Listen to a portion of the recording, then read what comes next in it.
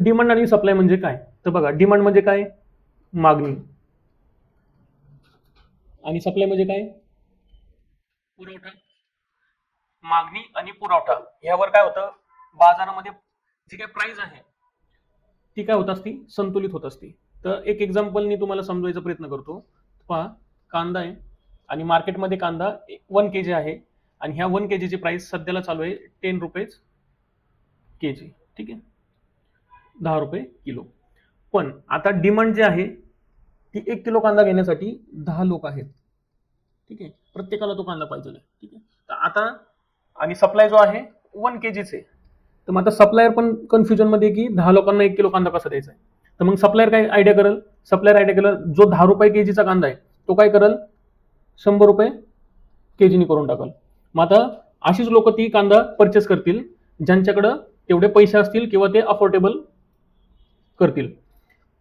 ठीक आहे, मग ह्यापैकी एकच असा कोणतरी व्यक्ती असेल जो की हा 1 kg कांदा 100 रुपये किलोनी परचेस करेल. म्हणजे सांगायचा उद्देश काय आहे, जर डिमांड मार्केटमध्ये डिमांड हाय आहे आणि सप्लाय हा लो आहे, तर बाजारामध्ये जी किंमत आहे, प्राइस आहे, ती काय होते, इन्क्रीज होते. म्हणजे काय होते, बाजारामध्ये महागाई वाढते. समजलं असेल डिमांड आणि सप्लाय. ठीक आहे, समजतंय का? म्हणजे जर घेणाऱ्यांची संख्या जास्त आहे आणि देणाऱ्यांची संख्या कमी आहे, तर आपल्याला जास्तीत जास्त महाग प्राइसवर परचेस करावं लागतं. हे समजलं असेल. आता बघा दुसरं, डिमांड अँड सप्लाय. आता बघा, कांदाचे, पण आता कांद्याची लागवड जास्त झाली असं समजा. आता कांदा आहे 100 kg. ठीक आहे, पण पहिली प्राइस काय होती, 100 रुपये केजीनी चालू होता. ठीक आहे, आता डिमांड आहे 10 लोकांची. ठीक आहे, पण सप्लाय मार्केटमध्ये किती आहे, 100 kg कांदा आलाय. मग आता ह्या 10 लोकांना कांदा तर घ्यायचा आहे, पण आता प्राइस काय होती त्याच्या आधी, 100 रुपये केजीनी होती. मग आता ही लोक काय बोलतील, तो कांदा तुलाच ठेव, आम्हाला नको. 100 रुपये केजीनी असेल तर आम्हाला नाही पाहिजे. ठीक आहे, तर तू जर आम्हाला 10 रुपये केजीनी देत असशील, 20 रुपयांनी केजीनी देत असशील, तरच हा कांदा आम्ही परचेस करू. मग सप्लायर काय करतो, रेट कट करतो. काय करतो, रेट कट करतो. कारण की 100 किलो कांदा खराब होण्यापेक्षा तो काय करेल, विकून टाकल. मग तो काय करेल, प्राइस 20 रुपये केजीनी करून टाकेल. तशाच पद्धतीने बघा, मार्केटमध्ये जर डिमांड लो आहे, सप्लाय जास्त आहे, तर प्राइस काय होती, प्राइस होती डिक्रीज.